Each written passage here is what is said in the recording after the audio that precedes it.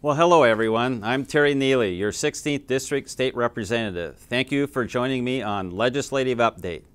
Before I get started on today's program, I would like to introduce to you my grandchildren. This is Maddie. Hi. This is Calvin, Hi. Zach, and Sydney. Great. They are here today and they have come to the House of Representatives for Children's Day. This is a day we have each year in the legislature to recognize and honor the children of Washington State. If you want to know why many of us are serving in public office, all you need to do is look at our children and our grandchildren. They are our future. I want to make sure their future is positive and bright and that our legacy is a better life for them and future generations. So today is a great pleasure to have our children and grandchildren visiting the state capitol. You know, we all want to make sure that when children go to school, they are safe and they come home safely to their families at the end of each day. The tragic shooting in Connecticut in December that took the lives of 20 children and 6 teachers personally affected everyone I know and have met in some way or another.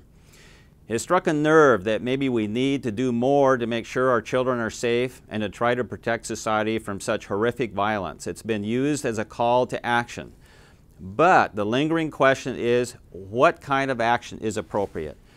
And not only that, what kind of action would be effective? As a result of that tragedy, there have been a lengthy list of gun control bills introduced, and last week the House Judiciary Committee took public testimony on 4 of those bills.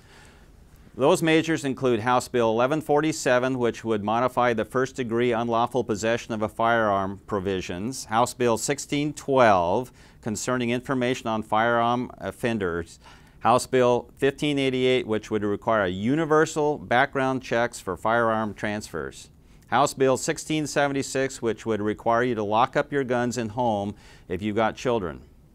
I am a member of the Judiciary Committee, and it was one of the largest attended hearings I can remember. We heard from both gun control advocates and law-abiding gun owners, concerned that the legislature could be impinging upon their Second Amendment rights to keep and bear arms.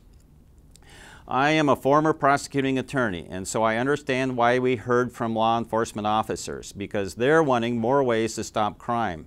But I also think we must look at this issue extremely carefully and be very deliberate going forward. We have to remember that guns are tools, not the cause.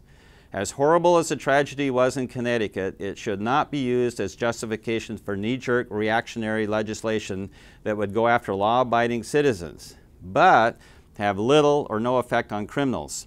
Instead, we must address gun safety in a holistic way. We need to address the real causes of gun violence, including mental health, gangs, and economic despair. I have co-sponsored House Bill 1114, which is not a gun bill, but does address the mental health concerns of this issue.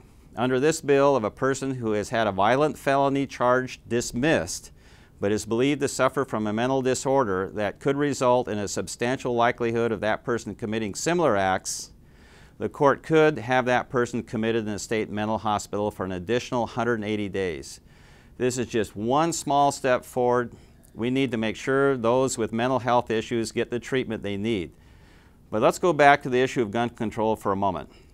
And let's be honest about this issue. We can pass more gun control laws, but people intent on harming others will break them.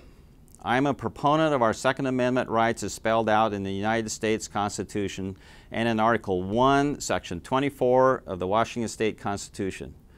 As we consider solutions, let's not take away the rights and freedoms of law-abiding citizens to protect themselves and our ability to protect our children who depend on us to keep them safe.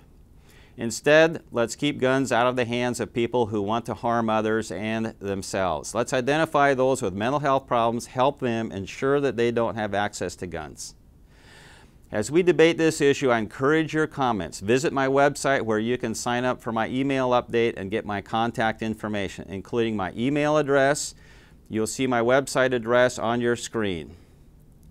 So again, thank you for joining me on Legislative Update. I'm your State Representative, Terry Nealey.